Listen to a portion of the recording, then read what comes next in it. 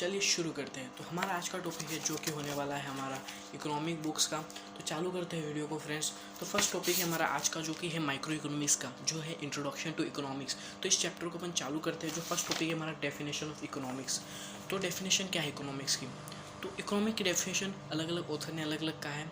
तो किसी ने कहा है कि ये प्रॉब्लम सॉल्व करती है हमारी, जो कि समझ लीजिए आप, जो कि चॉइस की प्रॉब्लम, क्योंकि हमारे पास जो वांट्स है हमारी अनलिमिटेड है, यानी कि मेरे पास रिसोर्स लिमिटेड है और हमारे वांट्स अनलिमिटेड है।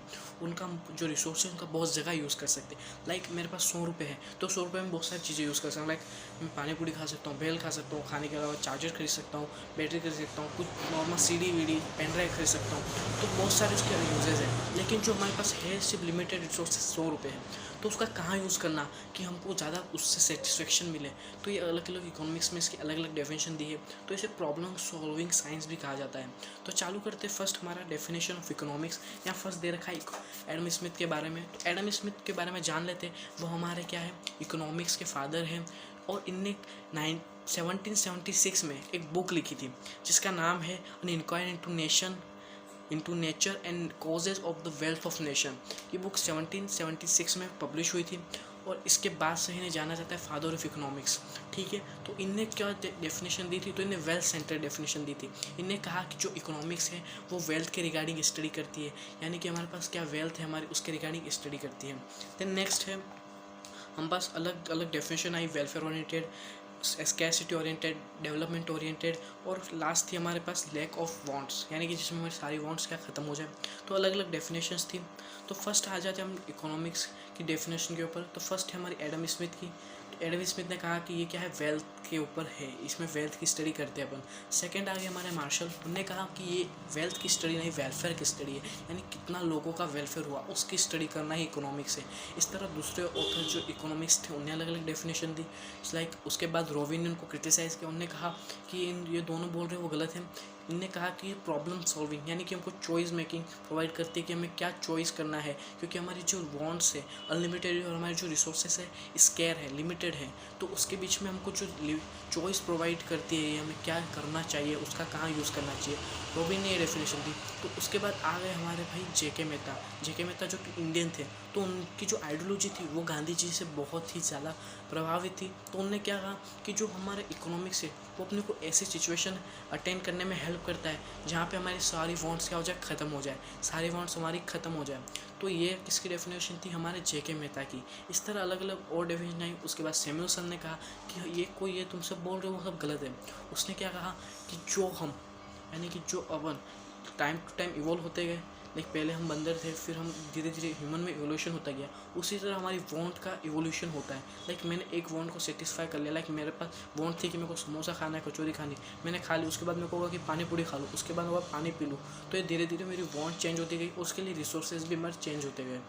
ठीक है, तो ये डेफिनेशन किसने दी थी? हमारे सैमुअलसन ने। तो आ जाते हैं हम नेक्स्ट पेज पे, जो कि है यहाँ पे दिया गया है मेरे को कि क्या ऑब्जेक्टिव है इकोनॉमिक्स थ्योरी का, यानी इकोनॉमिक्स थ्योरी बनाई क्यों जाती है।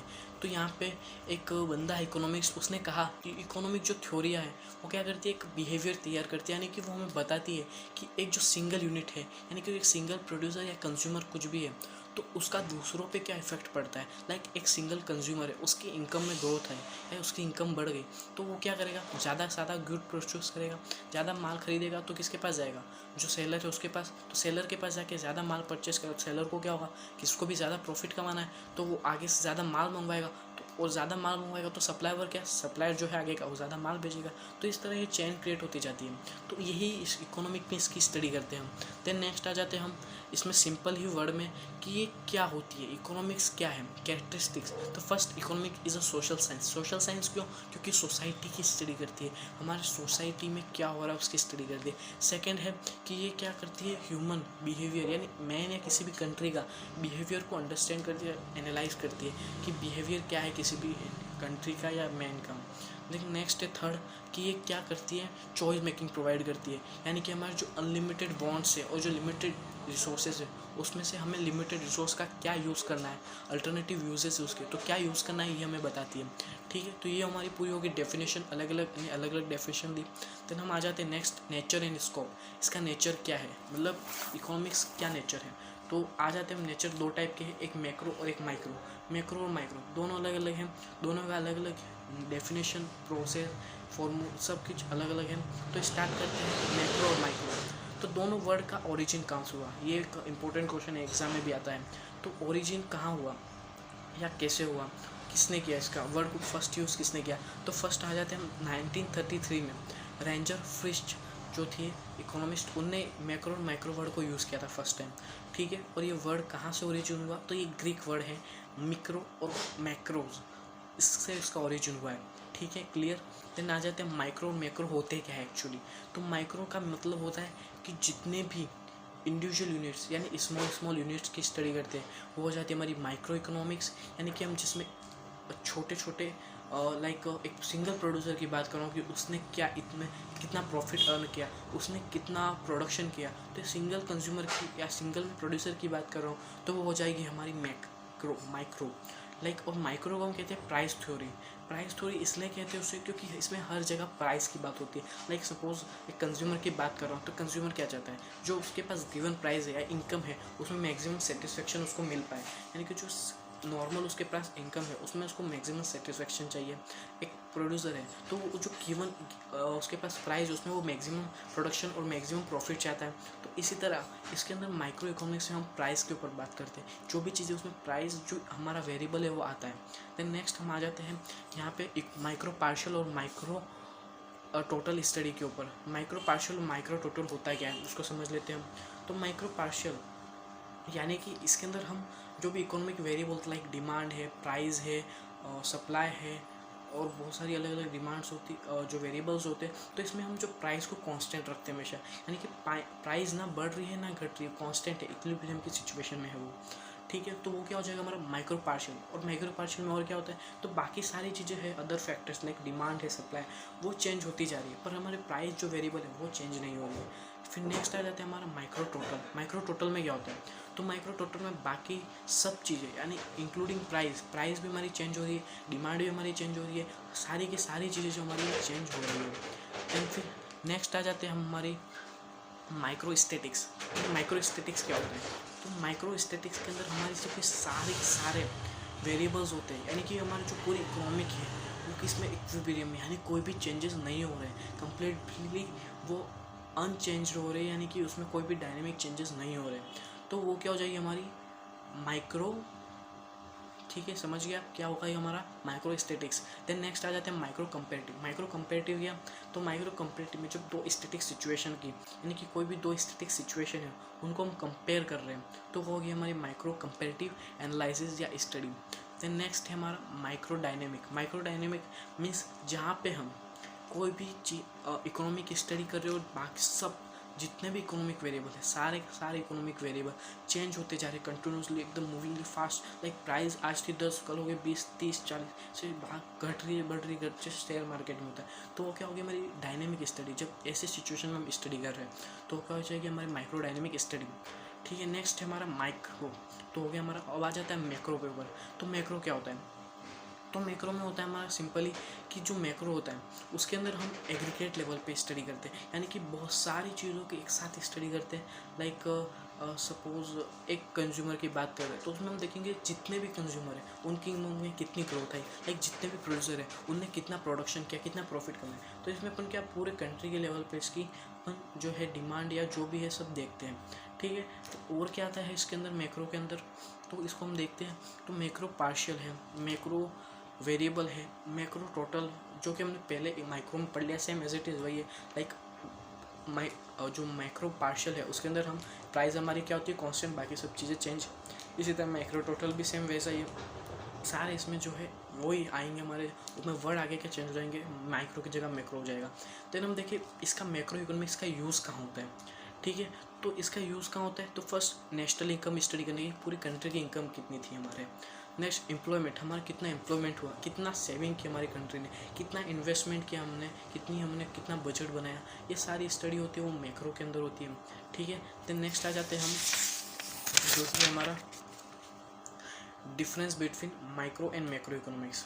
डिफरेंस क्या है माइक्रो और मैक्रो के अंदर, तो फर्स्ट आ जाते हैं हम डिफरेंस के ऊपर, वो है हमारा यूनिट ऑफ स्टडी। यूनिट, तो माइक्रो के अंदर क्या हम छोटे से यूनिट की स्टडी करते हैं, और जो मैक्रो है उसमें हम लार्ज एग्रीगेट लेवल पर स्टडी करते हैं। सेकेंडली एजम्पशन, तो क्या एज्यूम करते हैं, तो जो माइक्रो है उसमें हम एजम्पशन होते हैं। एजम्पशन क्या होते हैं बता देता हूँ फ्रेंड्स। तो कुछ भी हमारे जो भी थ्योरीज है या जो भी लॉ है उनको कंप्लीट करने के लिए हमें कुछ चीज़ें कॉमन रखनी पड़ती है, जो कुछ चीज़ें हमको सेम रखनी पड़ती है जो चेंज नहीं हो रही है, या कुछ एज्यूम करना पड़ता है, उसे हम एजम्पशंस कहते हैं इकोनॉमिक्स में। ठीक है, तो इसमें क्या एजम्पशन करने पड़ते हैं हमको, तो कि हमारा पूरा जो कंप्लीट एम्प्लॉयमेंट है, एम्प्लॉयमेंट किस किस चीज़ का, तो सारा ह्यूमन रिसोर्स को हमने एम्प्लॉयमेंट प्रोवाइड किया, जितने भी हमारे मटेरियलिस्टिक रिसोर्सेज हैं उनको एम्प्लॉयमेंट हमने एम्प्लॉय किया। देन इसमें गवर्नमेंट का कोई भी हाथ नहीं है, गवर्नमेंट इसमें किसी भी तरह से इंटरफेयर नहीं कर रही है। और क्या है इसमें एजम्पशन, तो कि ये प्राइस लेवल इंडिपेंडेंट है, यानी कोई भी इसको प्राइस को कंट्रोल नहीं कर रहा है। प्राइस कैसे बढ़ रही है, लाइक सप्लाई ज़्यादा हो रही है तो प्राइस की घट रही है, सप्लाई कम हो रही है तो प्राइस बढ़ रही है, इंडिपेंडेंट प्राइस लेवल है। देन हम देखें मैक्रो की, तो मैक्रो में कि जितने भी फैक्टर्स हैं वो सारे क्या है प्रीडिटरमाइंड है, जितने भी प्रोडक्शन के फैक्टर हैं। लाइक प्राइस है, तो जो जिसमें डिस्ट्रीब्यूट करना होता है हमको इनकम को, लाइक पहले मैंने इनकम कमा ली किसी से भी 1000 रुपये, तो जो भी मैंने प्रोडक्शन में जो फैक्टर्स, लाइक लेबर था तो उसको मैंने दिया 100 रुपया, लाइक रिसोर्सेज मैंने मंगवाए तो उसको जो भी 300 रुपये दिया। इस टाइप से जो डिस्ट्रीब्यूट करते हैं, तो जितने भी फैक्टर है प्रोडक्शन के वो पहले से ही डिटरमाइन होते हैं इसमें। ठीक है, देन ऑब्जेक्टिव की बात करें तो हम क्यों पढ़ते हैं, यहाँ पे बहुत इंपॉर्टेंट है, ऑब्जेक्टिव पूछ सकते हैं आपको माइक्रो का। तो ऑब्जेक्टिव क्या है, तो माइक्रो की स्टडी इसलिए करते हैं ताकि हमें पता चले जितने भी हमारे रिसोर्सेस हैं उनका कम्प्लीटली ऑप्टिमम यूज़ हुआ है, यानी कि कोई भी रिसोर्स का वेस्टेज नहीं हुआ है। देन नेक्स्ट हम आ जाते हैं माइक्रो के ऊपर, जो मैक्रो है। तो मैक्रो में क्या, तो मैक्रो में हम इसलिए स्टडी करते हैं कि हमें पता चले कितना एम्प्लॉयमेंट है हमारा प्रोडक्टिविटी कैसे बढ़ रही है, इसको पता करने के लिए हम किसकी स्टडी करते हैं, मैक्रो की। देन आ जाते हैं नेक्स्ट टूल्स। तो टूल क्या है स्टडी के, तो फर्स्ट इसका देखें हम माइक्रो का, तो माइक्रो में प्राइस लेवल देखते हैं, लेकिन आपको पहले ही मैंने बताया कि प्राइस लेवल के ऊपर इसकी स्टडी होती है मेन। और हम इसके अंदर क्या देखते हैं, जो हमारा मैक्रो है, तो मैक्रो के अंदर हमारी मेन स्टडी किसके ऊपर होती है, जो कि हमारा नेशनल इनकम के ऊपर हम क्या करते हैं, उस पर स्टडी करते हैं, यानी कि वो हमारा मेन टूल होता है कि नेशनल की इनकम कितनी है, लाइक GDP। ठीक है, देन सिचुएशन ऑफ स्टडी, तो जो हमारा होता है माइक्रो, उसके अंदर इक्विलिब्रियम की सिचुएशन होनी चाहिए, यानी कि कोई भी चेंजेस नहीं होने चाहिए माइक्रो के अंदर। लेकिन हम मैक्रो की बात करें तो मैक्रो में कोई भी चेंजेस हो सकते हैं, कोई उससे फ़र्क नहीं पड़ता है। देन आ जाते हैं हम नेक्स्ट, हमारा क्या है टाइप्स ऑफ इक्विलिब्रियम कैसा होना चाहिए, लाइक इसके अंदर पार्शियल, यानी जिस चीज़ की हम स्टडी कर रहे हैं उतना ही इक्विलिब्रियम होना चाहिए, तो हमारी स्टडी हो जाएगी कंप्लीट। लेकिन जो मैक्रो उसके अंदर कंप्लीट इक्विलिब्रियम होना चाहिए, लाइक कुछ भी चीज़ें हमारी चेंज नहीं होनी चाहिए, जनरल इक्विलिब्रियम पूरे के अंदर होना चाहिए। ठीक है, देन चेंजेस की बात करें हम, तो चेंजेस क्या होते हैं, ठीक है, तो चेंजेस धीरे धीरे जो कि हम देखें तो मैक्रो के अंदर, जो माइक्रो है हमारी, उसके अंदर मैक्रो स्टेबिलिटी होती है, लाइक गवर्नमेंट बाहर का प्रोडक्शन बंद कर देती है और कुछ चीज़ें चेंज कर देती हैं, तो उससे क्या होता है माइक्रो में क्या इफेक्ट पड़ते हैं, तो लाइक अगर प्रोडक्शन या फिर बाहर से एक्सपोर्ट इंपोर्ट बंद कर देते हैं तो जो एक्सपोर्टर्स हैं उनको बहुत लॉस होता है, तो उनकी क्या है, उनकी जो डिमांड है वो कम हो जाती है एक्सपोर्टर्स की, तो इससे जो हमारे इकोनॉमिक वेरिएबल्स हैं उन पे भी बहुत असर होता है।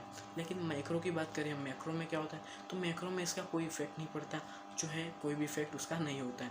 ठीक है, पैराडॉक्स की बात करें तो पैराडॉक्स यानी कि कंट्रोवर्सी की, तो क्या कंट्रोवर्सी होती है इसमें, लाइक जो माइक्रो है उसके अंदर हमको सेविंग को अच्छा माना जाता है, यानी हम कुछ सेव कर रहे हैं तो हमारे लिए अच्छा है। लेकिन जो मैक्रो है, तो मैक्रो में सेविंग को अच्छा नहीं माना गया है, सेविंग हमारे लिए क्या है, बुरा है, इन्वेस्ट करना चाहिए मुझे, हमारे कंट्री पे हमको सेव करके कुछ नहीं करना है नेशनल लेवल पर, उसको क्या करना चाहिए, इन्वेस्ट। ठीक है, तो ये हमारा पूरा डिफरेंस हो गया। आई होप आपको पूरा समझ में आया होगा। अगर आपको कोई भी डाउट रहता है, कोई भी जो टॉपिक है कंप्लीट नहीं होता है, तो आप पूछ सकते हैं वो कमेंट के अंदर। ठीक है, और इसकी जो चैप्टर की यहाँ से आगे से जो मेथड ऑफ इकोनॉमिक एनालाइज है, इसकी जो सेकंड पार्ट आएगा तो उसमें आप उसको समझ सकते हैं। ठीक है, तो आई होप आपको समझ में आया होगा। अगर समझ में आया और वीडियो अच्छी लगी तो लाइक कर देना, चैनल को नए हो तो सब्सक्राइब कर देना, और आपके दोस्तों को भी शेयर करो थोड़ा, ताकि उनको भी थोड़ा नॉलेज मिले। और मिलते हैं आपको इसी के साथ आगे।